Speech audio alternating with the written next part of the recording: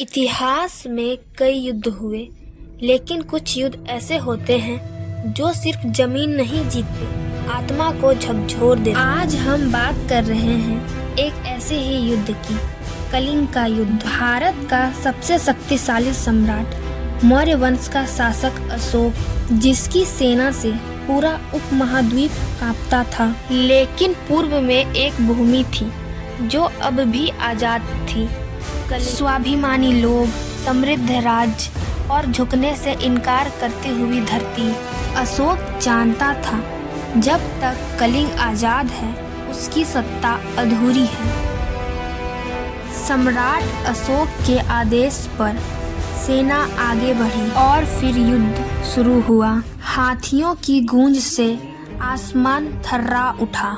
लाशों की ढेर, रोते हुए बच्चे, जले हुए घर और वो खामोशी इतनी भयानक। तलवारें चल रही थी, भाले शरीर चीर रहे थे और दया नदी जो कभी जीवन देती थी आज लाल बह रही। चीख हवा में गूंज रही थी।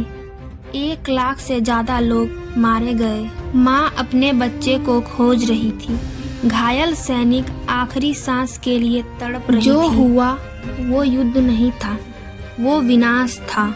कलिंग गिरा और अशोक जीत चुका था। लेकिन तभी सम्राट ने अपने चारों ओर देखा। उसकी आंखों में सवाल थे। क्या यही विजय है? क्या इसी के लिए ये सब हुआ? कलिंग की जीत उसकी आत्मा की हार बन चुकी थी और उसी क्षण एक क्रूर सम्राट मर गया।